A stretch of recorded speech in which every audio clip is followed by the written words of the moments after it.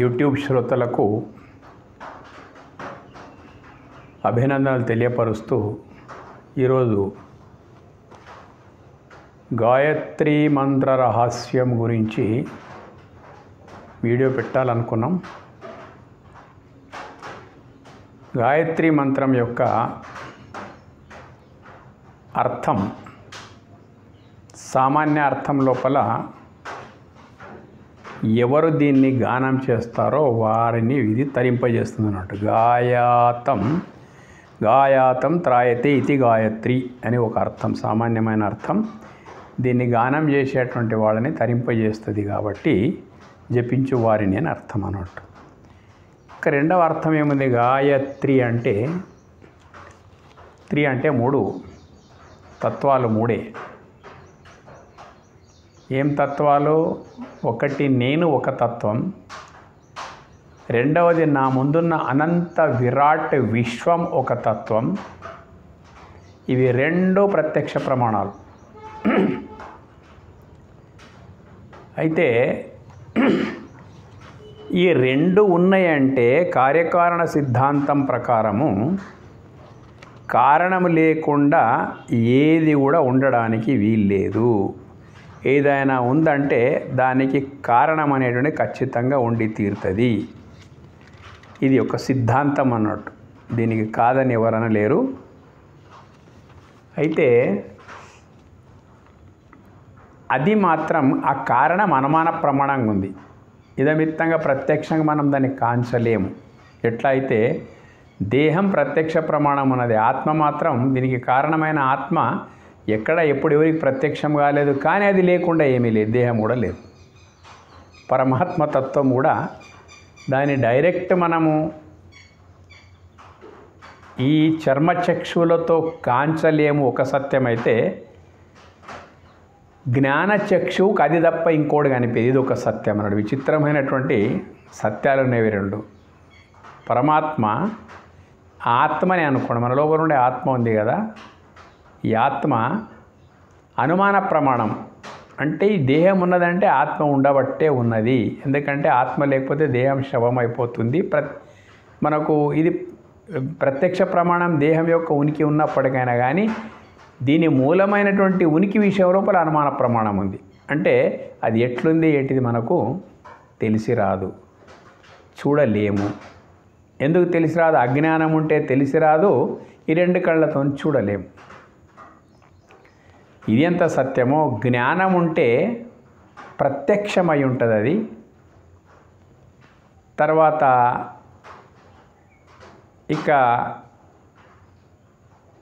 జ్ఞానం ఉంటే అది ప్రత్యక్షమవుతుంది. జ్ఞాన నేత్రం ఉంటే అది తప్ప ఇంకేం కనిపించదు. అది దాని యొక్క మర్మం అన్నట్టు. కాబట్టి రెండవ అర్థం లోపల ప్రత్యక్ష ప్రమాణం దేహం అయిపోయింది, ప్రత్యక్ష ప్రమాణం నేనే సాక్షిగా ఉన్న విశ్వం అయిపోయింది. ఈ రెంటికి కారణమైనటువంటిది మహా గొప్ప తత్వం ఒకటి ఉంది. అది లేకపోతే ఇంత గొప్ప విశ్వం నిలబడడానికి వీలే లేదు. ఈ విశ్వం అంతటికి కారణము ఆ పరమాత్మ. అదొక కారణ తత్వం ఏదైతుందో దానికి పరబ్రహ్మ, పరమాత్మ రకరకాల పేర్లు ఎన్నోనే ముందు వస్తుందంతా. అయితే కారణము కూడా పరిపూర్ణ ప్రజ్ఞతో కూడుకొనున్న కారణం ఉన్నది అనేది మనం వివేకంతో ఆలోచిస్తే మనకు అర్థమైపోతుంది. కారణము సర్వవ్యాపకమైంది, కారణము సర్వశక్తి సమన్వితమైంది, కారణము పరిపూర్ణ జ్ఞాన ప్రధానమైనటువంటిది ఆ పరమాత్మ వస్తువు ఉన్నది అన్నట్టు. అప్రత్యక్షంగా ఉండేటువంటి పరమాత్మ వస్తువు ఉన్నది. అయితే ఆ పరమాత్మలో పూర్ణ ప్రజ్ఞ లేకపోతే ఈ సృష్టిలో ఒక క్రమం ఉండడానికి వీల్లేదు. ఎంత సక్రమంగా ఈ సృష్టి, ఎంత వైజ్ఞానికంగా ఈ సృష్టి నడుస్తుందంటే చాలా విచిత్రం. ముందు వస్తుంది అదంతా మొత్తం మీద. సూర్యుడు సకాలానికి వస్తున్నాడు, ఈ పృథ్వీ పంటలను ఇస్తుంది, వాయువు ప్రాణాన్ని నిలుపుతుంది, జలము దాహాన్ని తీరుస్తుంది, అన్నము ఆకలి తీరుస్తుంది, స్త్రీ కామాన్ని తీరుస్తుంది, అన్నీ సైంటిఫిక్గా సూర్యుడు, భూమి, జలము, వాయువు ఇవి 4 కలిస్తేనే చంద్రుడు కూడా ఒకడున్నాడు. ఈ 5గురి సహకారం నుంచే భూమి లోపల ఉత్పత్తి జరుగుతుంది. ఫోటోసింథసిస్ సూర్యుని వల్ల జరుగుతుంది. రసం చంద్రుని వల్లనే వస్తుంది. భూమి లోపల ఎంత తవ్వినా మట్టే ఉంది, అదంతా ముందు వస్తుంది అన్నట్టు. ఇటువంటి సిస్టమేటిక్ పద్ధతి లోపల, క్రమ పద్ధతి లోపల సృష్టి కొనసాగుతుంది. కాబట్టి ఎక్కడ సిస్టమ్ ఉందో, అంటే ఒక క్రమం ఎక్కడుందో అక్కడ ఆ క్రమానికి సంబంధించిన జ్ఞానం ఉంటుంది అన్నట్టు. సిస్టమ్ ఎక్కడ ఉంటే అక్కడ సిస్టమ్ ఉందంటే అక్కడ సైన్స్ దాని వెనుక ఉందన్నట్టు. క్రమం ఉంది అంటే ఆ క్రమ పద్ధతిని ఉంచేటువంటి ఒక జ్ఞానం కూడా దాని వెనుక ఉందన్నట్టు మొత్తం మీద. తర్వాత సిస్టమ్ ఎక్కడుందో సైన్స్ అక్కడ ఉంది. ఎక్కడ సైన్స్ ఉందో అక్కడ సైంటిస్ట్ ఉంటాడు అన్నట్టు, శాస్త్రవేత్త ఉంటాడు. శాస్త్రం ఎక్కడున్నదో శాస్త్రవేత్త అక్కడ ఉంటాడు. శాస్త్రబద్ధంగా సృష్టి కొనసాగుతుంది. కాబట్టి మనం ఖచ్చితంగా అనుకొని తీరవలసి వస్తుంది. నా వెనక, ఈ ప్రకృతి వెనక ఏదో ఒక అమోఘమైనటువంటి పరమాత్మ శక్తి. 3 అయిపోయినాయి. 3 అన్నాము కదా. 3 అంటే 3. ఒకటి అనుమాన ప్రమాణంతో కూడుకున్నప్పటికైనా కానీ అనుమానానికి జ్ఞానము తోడైతే, అన్నిటికంటే మొదలు ప్రత్యక్షం అదే ఉంటుంది అన్నట్టు. పరమాత్మ వస్తువు జ్ఞానం తోడైతే చాలు.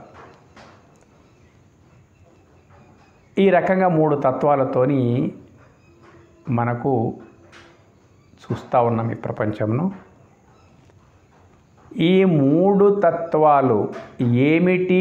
జీవునికి దేవునికి ఉండే సంబంధం ఏమిటి? ప్రకృతికి దేవునికి ఉండేటువంటి సంబంధం, ప్రకృతికి పరమాత్మకి ఏం సంబంధం అనేది, జీవునికి దేవునికి ఏం సంబంధం అనేది, దేవుడన్నా పరమాత్మ రెండు ఒకటే.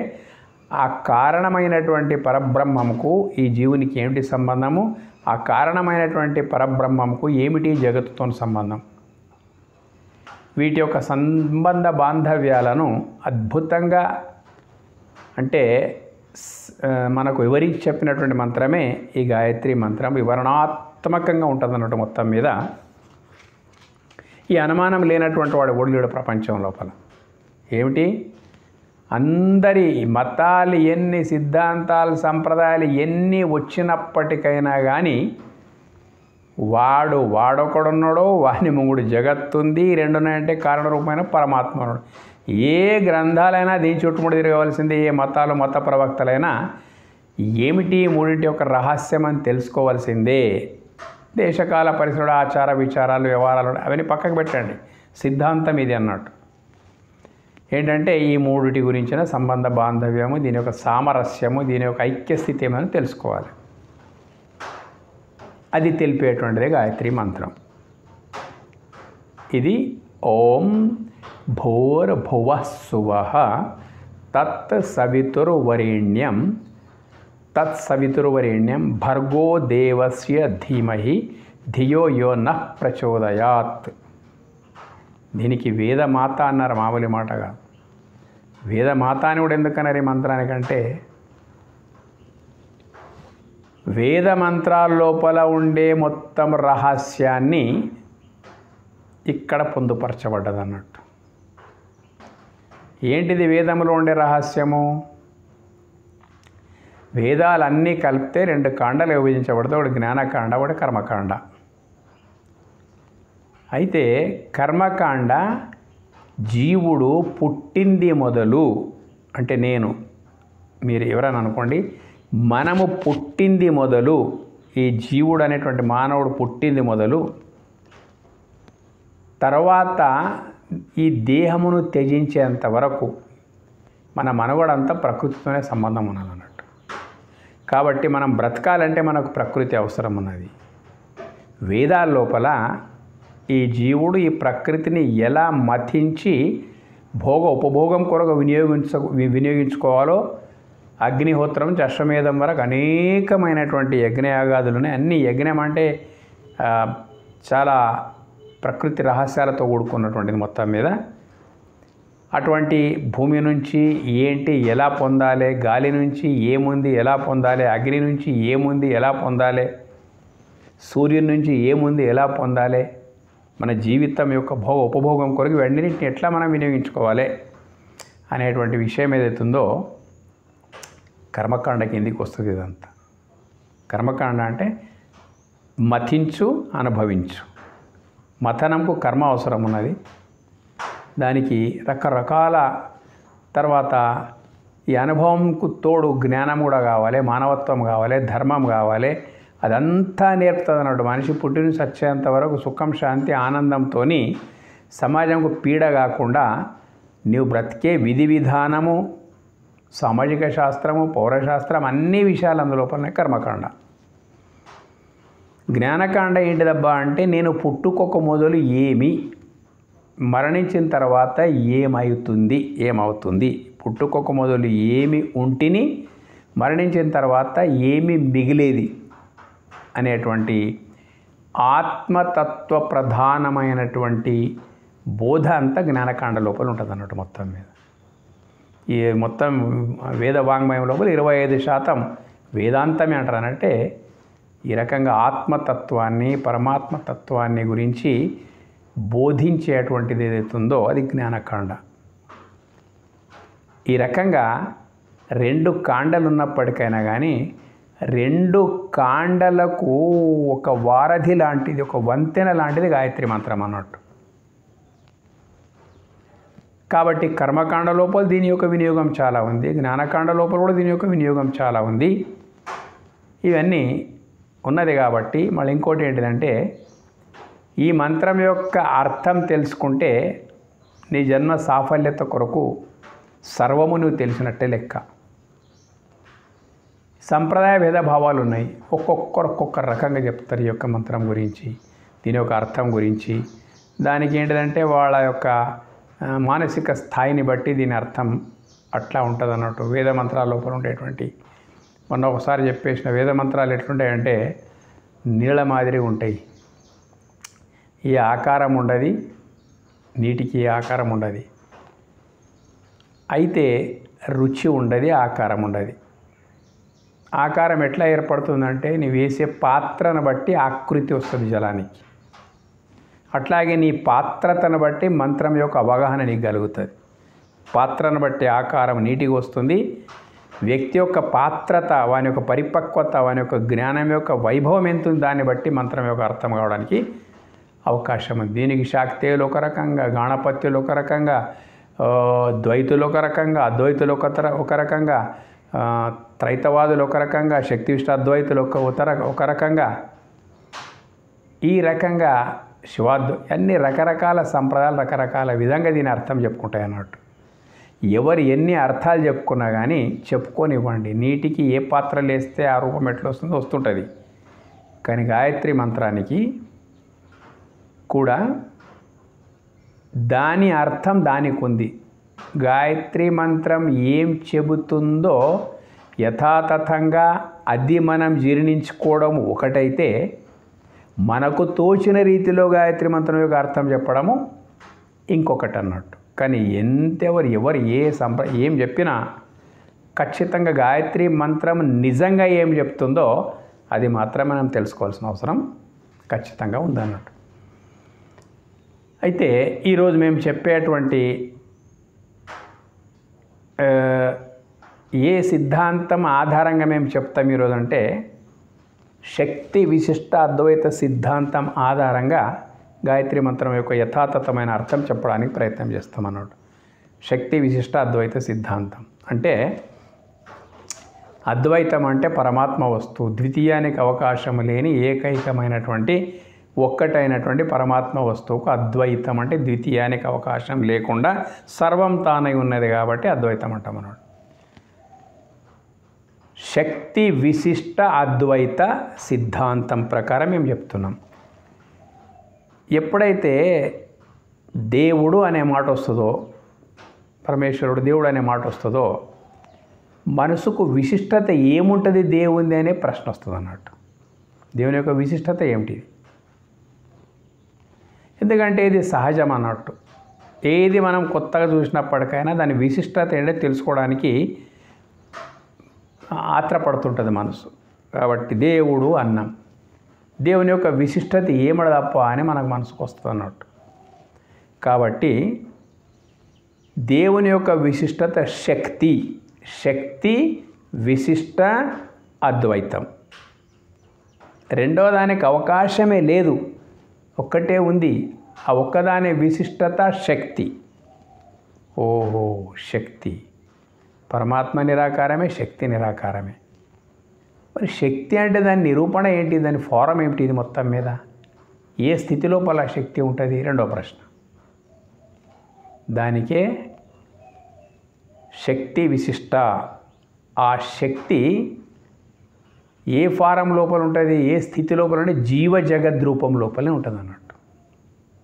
జీవ జగద్రూపం లోపలనే ఆ శక్తి ఉంటుంది అన్నట్టు. ప్రత్యక్ష ప్రమాణం, జీవుడు నేను, శక్తి విరాట్ విశ్వం. ఇదే పరమాత్మని విశిష్టత శక్తి, శక్తి యొక్క రూపాంతరమే జీవ జగత్తులు. ఇది శక్తి విశిష్టాద్వైత సిద్ధాంత రహస్యం అన్నట్టు. దీంట్లో చాలా బాగా పొందుపరచబడుతుంది గాయత్రి మంత్రం మనకు. అయితే ఈ శక్తి విశిష్టాద్వైత సిద్ధాంతం లోపల ఒక చిన్న ఎగ్జాంపుల్ చెప్తా, ఆ తర్వాత మంత్రం లోపలికి వెళ్ళిపోదాం. ఉదాహరణ, ఇప్పుడు మనము చీకట్లో మంట పెట్టేసినాం అనుకోండి, ఎక్కడ ఒక ప్రాంతం లోపల, అడవి లోపల చీకట్లో ఏదో మనకు వెలుతురు కావాలని మంట పెట్టేసినాం అనుకోండి. మంట పెట్టిన తత్క్షణమే అందులోపల నుంచి వేడి వెలుతురు రెండు ప్రాదుర్భావం చెందుతాయి అన్నట్టు. వేడి వెలుతురు, మంట ఎక్కడుంటుందో అక్కడ నువ్వు పిలువకున్న వేడి వెలుతురు తనకు తాను ఉంటాయి అన్నట్టు మొత్తం మీద. ఎందుకంటే మంట యొక్క స్వభావం అది. మంట ఉంది అంటే దాని స్వభావం వేడి వెలుతురు. ఇక్కడ వేడి చలిని దూరం చేసే తత్వం ఉంది. వెలుతురుకు మనకు ఏమైనా పనులు చేసుకోవడానికి అవకాశం కల్పించేటువంటిది వెలుతురుకు ఉంది అన్నట్టు. మంట ఒక పదం అయిపోయింది అక్కడ. మంట ఒక పదమైంది. దాంట్లో నుంచి వెలువడేటువంటి వేడి ఒక పదం అయిపోయింది. తర్వాత వెలుతురు ఒక పదం అయిపోయింది. పదాలు మూడు అయిపోయినాయి. పదార్థం ఒక్కటే. పదార్థం ఒక్కటే, మంట ఒక్కటే పదార్థము, కానీ పదాలు మూడు వేరువేరుగా వ్యవహరించబడుతున్నాయి అన్నట్టు. ఎట్లాగో ఇక్కడ ఈ మంటకు వేడి అవిభాజ్యం, మంటకు వెలుతురు అవిభాజ్యం. ఎందుకంటే దాని యొక్క విశిష్టతలు ఇవి రెండు. మంట యొక్క విశిష్టతలే వేడి వెలుతురు, దాని యొక్క విశిష్టత, దాని యొక్క స్వభావం. ఇది ఒక ఉదాహరణ. కాబట్టి అవిభాజ్యాలు ఇవి. మంట అంటే ఇవి రెండు తనకు తాను ఉంటాయి. ఇవి రెండు ఉన్నాయంటే మంట. అట్లాగే పరమాత్మ యొక్క విశిష్టత శక్తి, శక్తి రూపాంతరమే విశ్వము. అంటే పరమాత్ముని యొక్క స్వభావమే జీవజగత్తులు. కాబట్టి ప్రకృతి అనాది అంటారు, జీవుడు అనాది అంటారు, పరమాత్మ అనాది అంటారు. చాలా బాగుంది. కానీ స్వతంత్రం కావు జీవజగత్తులు రెండు కూడా స్వతంత్రం కావు. సరే, ఇది చాలా లెంతి పోతుంది మొత్తం మీద. ఈ సూత్రం లోపల శక్తి విశిష్టాద్వైత సిద్ధాంత సూత్రం లోపలనే గాయత్రి మంత్రం గురించి మనం చెప్పుకుందాం. చాలా బాగుంటుంది అన్నట్టు మొత్తం మీద. అయితే ఇప్పుడు ఓం నుంచి ప్రారంభమవుతుంది. శ్రద్ధగా వినండి. ఓం అంటే ఓమిత్తేకాక్షరం బ్రహ్మ అని భగవద్గీత ఉపనిషత్తులని చెప్పినాయి అన్నట్టు. భగవంతుని యొక్క నామవాచకమే ఓంకారం. ఎందుకు? ఆ ఊ మా మూడు మాత్రల నుంచి ఓంకారం తయారైపోయింది. ఈ ఆ అనేది సృష్టి సంకేతము, ఊ అనేటువంటిది స్థితి సంకేతము, మా అనేటువంటిది లయ సంకేతం. సృష్టి స్థితి లయాలు ఇది క్రమం అన్నట్టు కొనసాగుతూ ఉంటుంది అన్నట్టు మొత్తం మీద. ఈ రకంగా అకార ఉకార మకార ఓంకారం అయిపోయింది అన్నట్టు. దీని లోపల ఇన్ని అర్థాలు ఉన్నాయన్నట్టు మొత్తం మీద. అకార ఉకార మకార. అయితే ఈ ఆ ఓ మా అక్షర బీజం కూడా ఇది. ఓంకారం అక్షర బీజం అన్నట్టు. భాష ఏదైనా, దేశం ఏదైనా, నోరు ఎవడుచ్చరించినా, ఏం చేసినా వాని నోటి లోపల నుంచి వెలువడేటువంటి శబ్దాలకు అక్షరాలు కనుక కూరుస్తే ఏ అక్షరముకైనా ఏదైనా ఆ ఓ మా ఈ మాత్ర లేకుండా అక్షరము నిలవడానికి ఉండడానికి వీల్లేదు. సృష్టి జరగదు, అక్షరం యొక్క సృష్టి జరగదు. కాబట్టి చెప్పబోయే సారాంశం ఏమిటంటే అక్షర బీజం కూడా ఓంకారం. ఈ ఓంకారమే ప్రతి వేద మంత్రానికి ముందు పొందుపరిచి మంత్రోచ్చారణ జరుగుతూ ఉంటుంది అన్నట్టు. మొత్తం మీద చాలా ఉంటుంది, ఉండనివ్వండిగా. అక్షర బీజం అంటే ఇట్లా ఉందన్నట్టు. ఇక మనమేమనుకోవాలంటే ఓం అంటే పరమాత్ముని యొక్క నామము. ఒక గుంపు లోపల ఒక 100 మంది జనం ఒక దగ్గర గుమిగుడి గుంపుగా కూర్చున్నప్పుడు అందులోపల ఎవరి పేరు పెట్టి మనం పిలిస్తే వారు ఎలాగో ఖచ్చితంగా స్పందిస్తారో పేరులో అంత మహాత్మ్యం ఉన్నది. పరమాత్ముడు తనకు తాను పెట్టుకొని ప్రకటించిన పేరే ఓంకారం అన్నట్టు. సృష్టి మూలమైనటువంటిది ఓంకారం. అంతా శూన్యమే శూన్యమయి, బయలే బయలయి, సర్వం తానయి అవ్యక్తమై ఉండేటువంటి ఆ పరబ్రహ్మ తత్వం ఏదైతుందో అందులో సర్వప్రథమంగా వెలువడే అక్షరం కూడా ఓంకారమే. కాబట్టి అంగారగ్రహంపై ఎక్కడ పోయినా కానీ ఆ మండలాల లోపల ఓంకారం సహజసిద్ధంగా వినిపిస్తుందని అంటున్నారు అన్నట్టు. కాబట్టి ఆ అక్షర పరబ్రహ్మం నిరాకార నిర్గుణ నిరామయ పరబ్రహ్మ స్వరూపం, శూన్యమైనటువంటి పరబ్రహ్మ స్వరూపం ఏదైతే ఉందో దాని లోపల నుంచి మొట్టమొదలు వెలువడ్డ అక్షరం ఓంకారం. ఆ ఓంకారం వచ్చిన తర్వాత అది నాదమైంది. తర్వాత పరిణామము బిందు అయిపోయింది. బిందు పరిణామమే విశ్వం అయిపోయింది. ఈ రకంగా ఓంకారానికి ఈ శక్తి కూడా ఓంకారం లోపల నుంచే బిందు వచ్చేసింది. బిందువే కళలుగా మారిపోయింది. నాద బిందు కళా సిద్ధాంతం ఇది మొత్తం మీద ఉండనివ్వండి, చాలా ఉంటుంది. ఇప్పుడు అటువంటి పరమాత్ముని పేరిట ప్రారంభమవుతున్నది గాయత్రి మంత్రం. ఓం హే పరమాత్మ అన్నప్పుడు ఇప్పటివరకు చెప్పినటువంటి నిర్వచనాలు, వివరణలు అన్నీ కూడా మన జ్ఞాపకం లోపలికి రావాలి. రెండవది భూహు. భూహు అంటే ఒక్కొక్క సాంప్రదాయంలో ఒక్కొక్క అర్థం చెప్తారు. మనకు ప్రత్యక్షంగా చెప్పుకుందాం మనం. భూహు అంటే భూమి అని అర్థం అన్నట్టు. ఎందుకంటే మనం నివసిస్తున్నది భూగోళము, మన ఉనికి భూగోళంపై ఉన్నది, మన వ్యవహారం అంతా భూమి మీద ఉన్నది భూగోళము. ఓకే. భువః అంటే భూమి ఎట్లా ఉంది ఫస్ట్ తెలుసుకోండి మీరు. ఒక బంతిని ఎగిరేస్తే బంతి అక్కడే నిలబడిపోతే ఎట్లయితే కింద కూడా ఆధారం లేదు, పైన కూడా ఆధారం లేదు, కింద మీద ఏ ఆధారం లేకుండా ఒక స్పేసే ఉన్నప్పటికైనా, ఒక శూన్యమే ఉన్నప్పటికైనా బంతి నిలబడ్డది అనుకోండి, ఎంత గొప్ప విషయం. దాని కింద శూన్యం ఉంది, పైన శూన్యం ఉంది. భువః అంటే భూమి క్రింద అనంతమైనటువంటి ఇట్లాగే బయలే శూన్యమే అయి ఉన్నది అన్నట్టు. అందులోపల ఏమేమి ఉన్నాయో వర్ణించడానికి వీళ్ళు. సృష్టి అంతా మనకు అర్థమయ్యేటందు కొరకు నువ్వు భూమి మీద ఉన్నావు కదా ఓ జీవ, సరే నీ భూమి ప్లస్ భువః అంటే నీ భూమి క్రింద.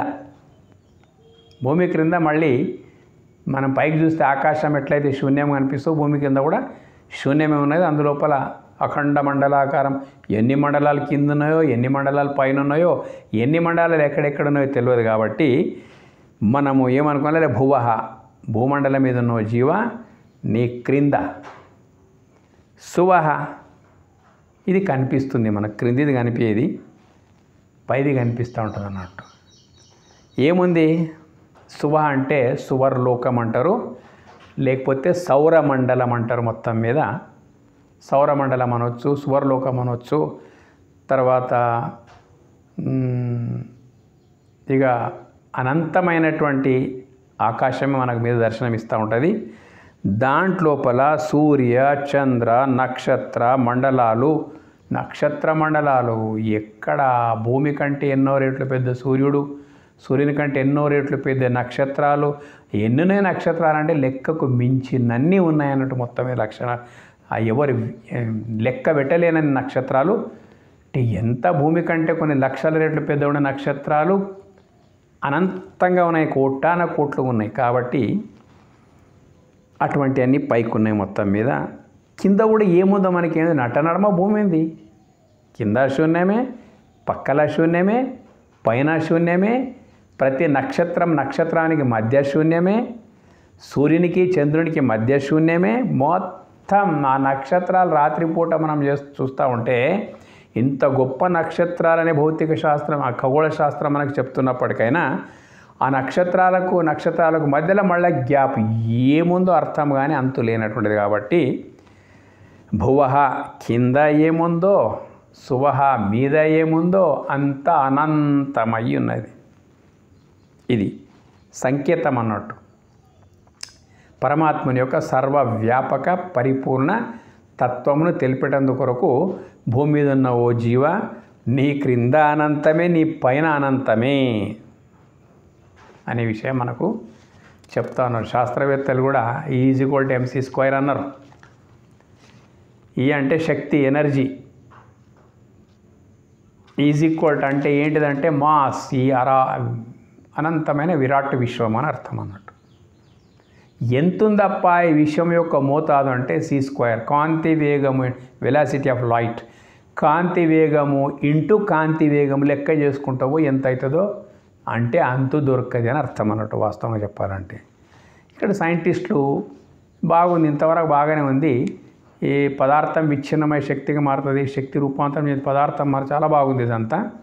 అయితే మరి శక్తి దగ్గరనే ఉన్నారు అన్నట్టు.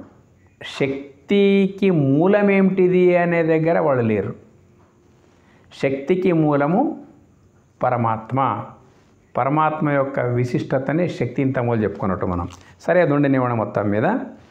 ఈ రకంగా భూమికి క్రింద, భూమికి పైన అంతటా అనంతంగా వ్యాపించి ఉన్నటువంటి విశ్వం ఏదైతే ఉందో, అంతటా పరివ్యాప్తమైన విశ్వం ఏదైతుందో, పరిపూర్ణమై వెలుగొందుచున్న ఓంకార నామధేయం కలిగినటువంటి పరమాత్మ, పరబ్రహ్మ ఏమన్నా అనుకోవడం మొత్తం మీద. ఇది మొదటి పాదం ముగిసిపోయింది. రెండవ పాదం లోపల ఓం భూర్భువః స్సువః అయిపోయింది కదా. నేనే భూమి యొక్క ఉనికిని, నేనే భూమి కింద మీద ఉండే అనంత విశ్వం యొక్క ఉనికిని నేనేని అర్థం. తత్ ఇప్పుడు మనకు సృష్టి యొక్క అందాలను వర్ణిస్తుంటాడు అన్నట్టు. తత్ అంటే అట్టి ఆ ఓంకార రూప పరబ్రహ్మతత్వమే, పరమాత్మయే సవితుహు మన దగ్గరకు వచ్చేసిన అన్నట్టు. ఏముంది మనకి ఇప్పుడు అనుభవం లోపల? పంచభూతాలు ఉన్నాయి, ప్రత్యక్ష ప్రమాణమై ఉన్నాయి. తర్వాత మన పుట్టుక ఉన్నది, పంచభూతాత్మకమైన శరీరం ఉన్నది. సవితుహు అంటే చరాచర విశ్వం యొక్క ఉత్పత్తిని చేయువాడు పరమాత్ముడే.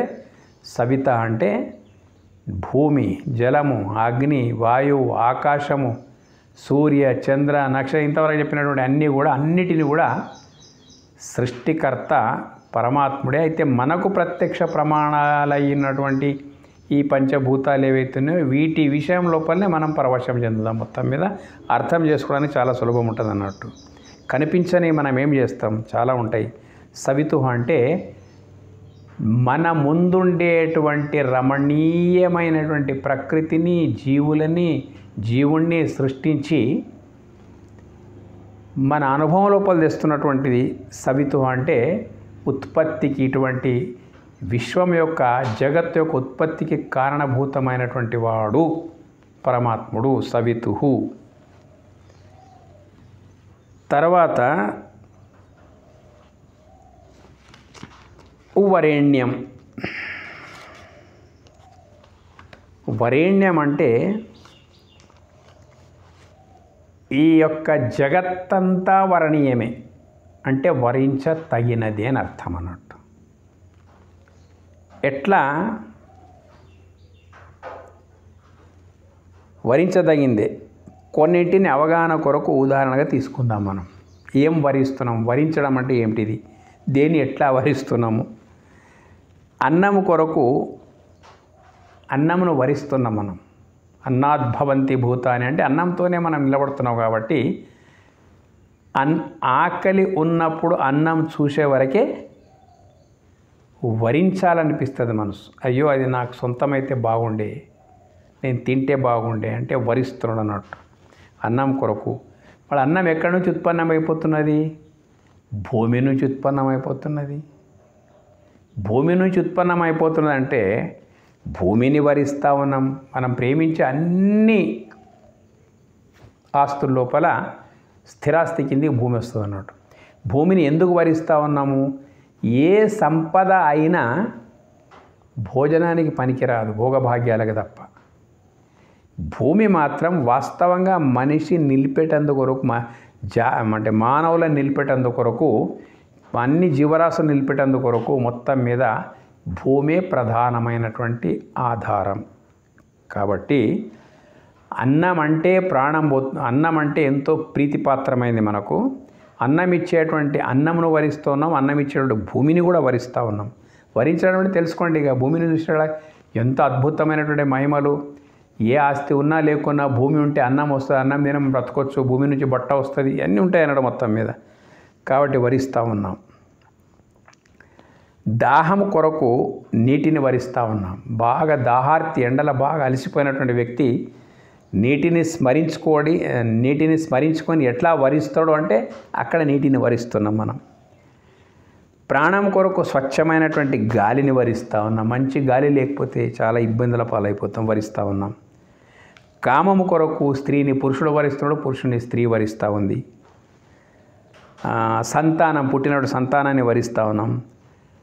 ఆనందం కొరకు పచ్చని చెట్లు, పంటలతో కూడిన ప్రకృతిని వరిస్తూ ఉన్నాం. ఇట్లా లెక్క పెడుతూ పోతే సృష్టిలో ఉండే ప్రతిదీ మనకు వరణీయమే.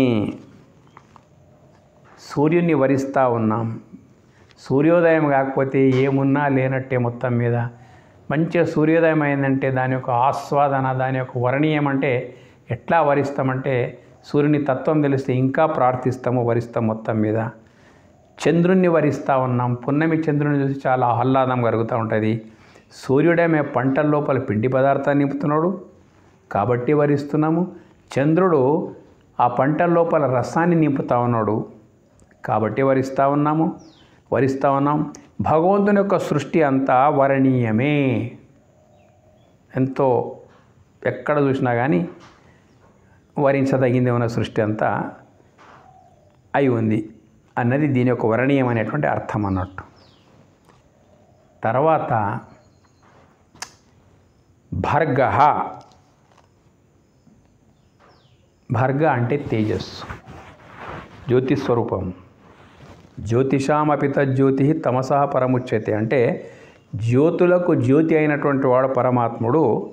కాబట్టి భార్గవుడైన సూర్యుని కూడా పేరు తేజస్సుకు ఒక నామం భర్గ. అయితే తేజస్సు ఏదైతుందో ఇంతకుముందు చెప్పిన నాదబిందుకళ సూత్రం లోపల బిందు పరిణామము లోపల తేజస్సే వచ్చింది.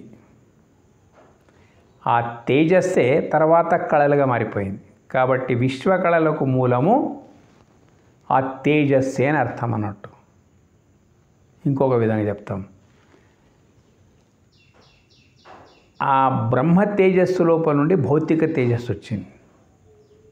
పరబ్రహ్మ తేజస్సులో భౌతిక తేజస్సు. భౌతిక తేజస్సే చల్లబడి నీరైంది. నీరు గడ్డగట్టి భూమి అయింది, ఇది షార్ట్ వే అన్నట్టు. సరే ఏమైనా ఉండని మొత్తం విరాట్ విశ్వానికి మూలమైనటువంటిది తేజస్సే. సైన్స్ కూడా దీనికి ధృవీకరిస్తుంది. పరమాణు విభజిస్తే వెలువడ్డది తేజస్సే. పేర్లన్నీ పెట్టి న్యూట్రాన్, ఎలక్ట్రాన్, ప్రోటాన్ ఏమైనా పెట్టిండొచ్చు. పరమాణువును విభజిస్తే వెలువడ్డది తేజస్సే. అటామిక్ ఎనర్జీ అంటాం అన్నట్టు. తేజస్సు అని సరిగ్గా దానికి అర్థం సరిపోయేది అన్నట్టు. అయితే పరమాణువు విభజన చేస్తే తేజస్సు అంటే పరమాణువుకు మూలం తేజస్సే. తేజస్సే పరమాణువు అయింది.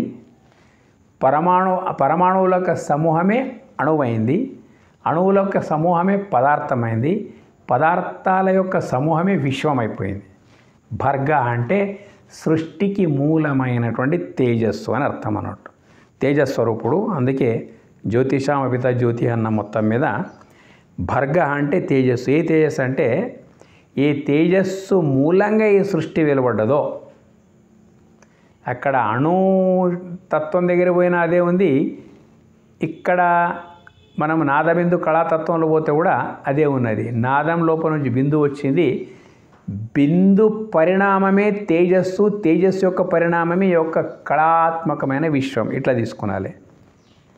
ఓం ఏ పరమాత్మ భూహు చెప్తిమి, భువః చెప్తిమి, సువః చెప్తిమి. తత్ ఆ పరమాత్మ సవితుహు అన్నిటికీ ఉత్పత్తి చేసినటువంటి వాడు. సృష్టి మూలమైనటువంటి తేజస్సే కాబట్టి భర్గః అన్నమన్నట్టు. దేవస్య ఇది చాలా సంతోషకరమైనటువంటి విషయం. దేవస్య అంటే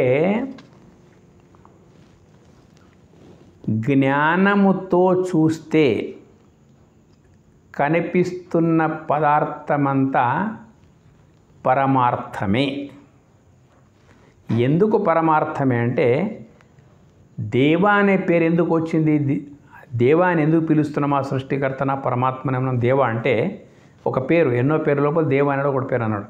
వేద మంత్రాల లోపల చాలా దగ్గర దేవా దేవా దేవా దేవా అని వస్తుంటుంది అన్నాడు. దేవ అంటే దివ్యత్వమే స్వభావము కలవాడా. దేవ అంటే దివ్యత్వమే స్వభావము కలవాడా. ప్రకాశమే స్వభావముగా కలిగినటువంటి జ్యోతి. జ్యోతి అంటే ప్రకాశమే స్వభావంగా ఎట్లా కలిగి ఉంటుందో దేవుడు అనేటువంటి వాడు దివ్యత్వమే స్వభావంగా కలిగి ఉన్నటువంటి వాడు. ఎట్లా ఉంటుంది? దేవునికి దివ్యత్వానికి మనము విడదీయలేము. ఎక్కడ దివ్యత్వం ఉందో అక్కడ దైవం ఉంది. ఎక్కడ దైవం ఉందో అక్కడ దివ్యత్వం ఉంది. ఎక్కడ తేనె ఉందో అక్కడ తీయదనం ఉంది. ఎక్కడ తీయదనం అనంటే తేనె తీయదనాన్ని మనం వేర్పరచలేము. పుష్పాన్ని పరిమళాన్ని వేర్పరచలేము. జ్యోతిని ప్రకాశాన్ని వేర్పరచలేము. ఎట్లాగో ఇప్పుడు ప్రత్యక్షంగా మీకు ఒక ఎగ్జాంపుల్ చెప్తా. కనిపించని విద్యుత్తును, బల్బులో ప్రకాశిస్తున్నటువంటి ప్రకాశమును, విద్యుత్తు మూలకంగా బల్బు ద్వారా ప్రకాశిస్తున్నటువంటి ప్రకాశానికి మనము ప్రకాశము విద్యుత్ అంటున్నాం తప్ప ఇవి రెండు అవిభాజ్యమే. ఎందుకంటే విద్యుత్తు పవర్ ఉందా లేదా, కరెంట్ ఉందా లేదా చూడమని మనం అంటే ఏం చూస్తాం? మొత్తం మీద ఫస్ట్ స్విచ్ ఆన్ చేసి బల్బు మెరిస్తే కరెంట్ ఉన్నది, బల్బు మెరవకపోతే కరెంట్ లేదు, పవర్ లేదు అంటున్నాం అన్నట్టు. అంటే నువ్వు యాక్సెప్ట్ చేస్తున్నావు కదా. కనిపించకుండా తీగల్లో ప్రవహిస్తున్న విద్యుత్తు, బల్బు మూలకంగా వెలుగుతున్నటువంటి ప్రకాశం రెండు ఒక్కటి నేను అంగీకరిస్తున్నట్టే దివ్యత్వముకు దేవునికి విడదీయలేం. అయితే దివ్యత్వము లేకుండా ఏది సృష్టి లోపలే పిపీలికాది బ్రహ్మ పర్యంతం ఎర్రజీమ నుండి ఆ పరమాత్మని వరకు ఎక్కడ కూడా దివ్యత్వం లేకుండా ఏది లేదన్నట్టు. ఏంటిది దివ్యత్వం అంటే? భూమిని తీసుకోండి, అంతా తవ్వితే మట్టే ఉన్నది. మట్టి లోపల పుణ్యోగంధ పృథివ్యాంశ అని గీతలు చెప్తాడు. మట్టితో కూడుకున్నటువంటి భూమి లోపల నాదొక చైతన్యం, నాదొక గంధం ఉన్నది, నా యొక్క ఏంటిది ఔషధి శక్తి భూమి లోపల ఉన్నది అంటున్నాడు అన్నట్టు. ఇప్పుడు అది ఎంత దివ్యమైందంటే చూడండి, ఎంత తవ్వినా మట్టే ఉన్నప్పటికైనా ఆ మట్టిలో ఏం ఇంజనీరింగ్ ఉంది, ఏ ఇంజనీర్స్ పని చేస్తున్నారో చెప్పలేం మనం. అది చాలా విచిత్రం. ఎన్నో ఔషధులు వస్తాయి, ఆ భూమి లోపల మనం ఒకటేస్తే 1000 వస్తాయి, మిగతా ఎక్కడున్నాయి అక్కడ.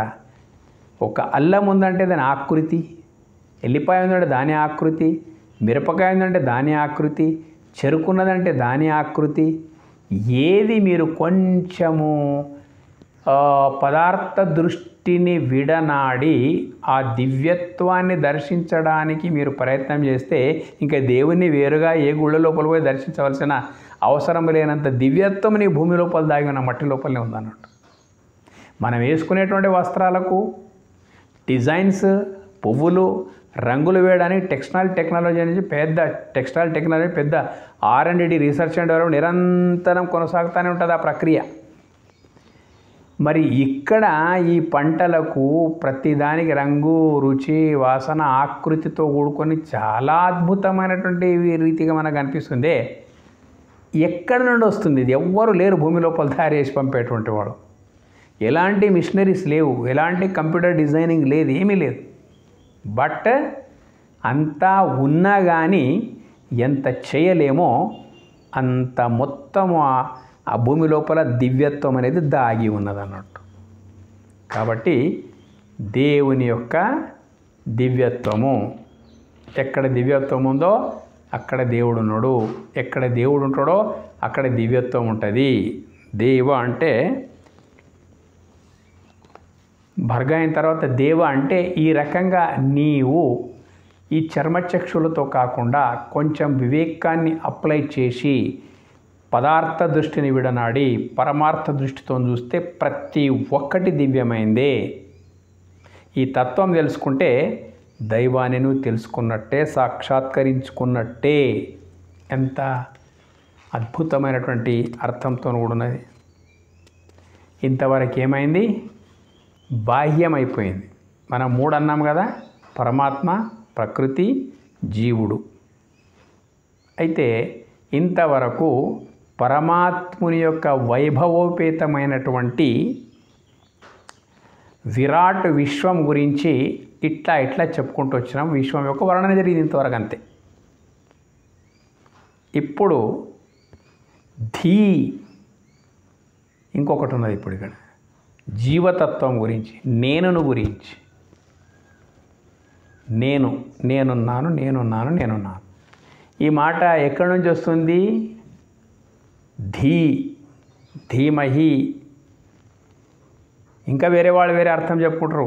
కానీ ఇప్పుడు ఇక్కడ వాస్తవం ఏంటిదంటే ప్రకృతి తత్వము, బయటి విరాట్ విశ్వము, విషయము ఈ రకంగా మన అవగాహనకు వచ్చి మన లోపల ఆస్తిక్య భావన పెరిగిపోయి శరణాగతులయ్యేటందుకు కొరకు మనకు మార్గం సుగమమైపోయింది. ఏ విశ్వం లోపల మనం కూర్చున్నామో ఆ విశ్వం యొక్క మహిమలన్నీ ఇంతవరకు వచ్చేసినాయి అన్నాడు. ఇక ఇక్కడి నుండి జీవత్వం యొక్క నేనంటే ఏంటిది, ఎట్లా, ఇది వచ్చేసింది అన్నాడు మొత్తం మీద. అయితే నేను అంటే ఏంటిది, ఎట్లా అనేటువంటిది వచ్చేసింది అన్నట్టు. ఇప్పుడు నేను అనేటువంటిది ఎక్కడైతే ప్రకటమైపోతున్నదో దానికి ధీ శక్తి అంటారు, దివ్యం. ధీ అంటే నేనున్నాను అనేటువంటి ప్రజ్ఞ పేరే ధీ అనవచ్చు. ధీ అంటే జ్ఞానం అంటే ప్రజ్ఞ ఎక్కడుంది? నాలో నేనయ్యున్నటువంటిది ఏదైతే ఉందో అదే ప్రజ్ఞ. ఆ ధీ ఎక్కడ తప్ప అంటే లోపలికి వచ్చేసి ఇప్పుడు ఇక ధీ అంటే ప్రజ్ఞానం బ్రహ్మ. ఇంకా నీ ప్రజ్ఞ అయమాత్మ బ్రహ్మ. మహావాక్యాలు మొత్తం ఈ ధీ మీదనే నడుస్తూ ఉన్నాయన్నాడు మొత్తం మీద. అంటే నీకు నేను ఉన్నాను అనేటువంటిది ఏదైతే ఉందో దానిపైన ఇదంతా నడుస్తున్నది. మొత్తం మీద భర్గో దేవస్య ధీమహి ధియో యో నః ప్రచోదయాత్. చూడండి, ధీ రెండు దగ్గర వచ్చేసింది. ధీ అంటే నేనున్నాను అనేటువంటి ఆమస్మి అనేటువంటి ఒక స్ఫురణ కేంద్రం, దానికి ధీ అని అంటారు అన్నమాట మొత్తం మీద. అయితే నాలో నేనున్నాను అనేటువంటి ఆ ప్రజ్ఞాతత్వం ఏదైతుందో ధియో యో నః ప్రచోదయాత్, ఆ నేనున్నాను అనేటువంటిదే మొత్తము ప్రచోదనము. ఈ నేను ఈ విశ్వం లోపల ఏ రకంగా ప్రవర్తించాలి, ఏం విషయము తెలుసుకోవడము, అనుసరించడము, రకరకాల ఈ సృష్టిని ఎట్లా అనుభవించాలి, ప్రకృతి లోపల ఉండేటువంటి శక్తులను ఎట్లా బహిర్గతం చేయాలి, ఏ రకంగా కొనసాగాలి. ధియో యో నః ప్రచోదయాత్. ధీ అంటే నాలో నేనయ్యున్న తత్వము. ఆ నాలో నేనయ్యున్న తత్వమే ప్రపంచమును సమరసం చేసుకొని కొనసాగే విధంగా ప్రచోదయాత్ అంటే ముంగడికి కొనసాగిస్తున్నది. ఓవరాల్ ఏమొచ్చింది దీంట్ లోపల మనం అర్థం చేసుకుంటే, పరమాత్ముని యొక్క స్వరూపం ఏదైతుందో ప్రత్యక్షంగా కళ్ళగట్టినట్టు గాయత్రి మంత్రం లోపల మనకు అవగతమైంది. ఓం భూ భువః సువః తత్ సవితుః వరేణ్యం భర్గః దేవస్య ధీమహి ధియో యో నః ప్రచోదయాత్. అంటే పరమాత్ముడే విరాట్ విశ్వమైండు, పరమాత్ముడే నా లోపల నేననే తత్వమైండు. ఆ నాలో నేనన్న తత్వమే ప్రజ్ఞ. ఆ నాలో నేననేటువంటి తత్వమే ప్రకృతిని అనుభవిస్తూ ముందుకు కొనసాగుతున్నాము. నేను నాలో నేనయ్యున్న తత్వము, నా ద్వారా గాంచబడుతున్నటువంటి విరాట్ విశ్వతత్వము మరేదో కాదు, పరమాత్ముని యొక్క ప్రతిరూపమే. చెప్తాం కదా, శక్తివిష్ట అద్వైత సూత్రం అంటే పరమాత్ముని యొక్క విశిష్టత శక్తి, శక్తి యొక్క రూపాంతరం ఏదైతుందో, శక్తి ఏ ఫారం లోపల ఉన్నదనే మాటకు వస్తే జీవ జగత్తుల ఫారం లోపల ఉన్నదన్నట్టు. ఎక్కడ పరమాత్మ ఉన్నాడో అక్కడ శక్తి ఉంది, ఎక్కడ శక్తి ఉన్నదో అక్కడ జీవ జగత్తులు ఉన్నాయి. చెప్తాం కదా, ఎక్కడ చీకట్లో మంట పెట్టినామో ఆ మంట లోపల నుంచే వెలుతురు వస్తున్నది, మంట లోపల నుంచే వేడి వస్తున్నది. మంట లేదు అంటే ఇవి రెండు లేవు, పేర్లు వేరువేరు అయినప్పటికైనా కానీ మంట యొక్క స్వభావమే ఎట్లయితే వెలుతురు, వేడి ఎట్లయితే మంట యొక్క స్వభావమో, పరమాత్మ యొక్క స్వభావం కూడా జీవ జగత్తులు. అంటే పూర్తి అద్వైత స్థితి లోపల తీసుకొని పోయి ఆ అద్వైత అపరోక్ష అనుభూతికి కారణమైనటువంటిదే గాయత్రి మంత్రం. ఇంకా 4 వేదాల లోపల ఇంతకు మించింది ఏమీ లేదు. ఇది బాగా మీరు అర్థం చేసుకుంటే అర్థమైపోయేటువంటి తత్వం. ఇంకా వేరే వేరే సంప్రదాయాలు వేరే వేరే రీతిగా చెప్తూ ఉంటారు. కానీ ఎవరు ఎన్ని చెప్పినా అని చిట్ట చివరికి రావాల్సింది అద్వైతం వైపే. ఎవరు ఎన్ని చెప్పినా ఉన్నది ఒక్కటే, ఏకమేవ అద్వితీయం బ్రహ్మ అనేటువంటి సూత్రం. అటువంటి దాని దృష్టిం జ్ఞానమయం కృత్వ పశ్చేత్ బ్రహ్మమయం జగత్ అనేటువంటిది. ఇక్కడ సూత్రాలు చాలా ఉన్నాయి దీనికి సంబంధించి. ధన్యవాదాలు. నిండింది కదా నోయ్ బాయ్.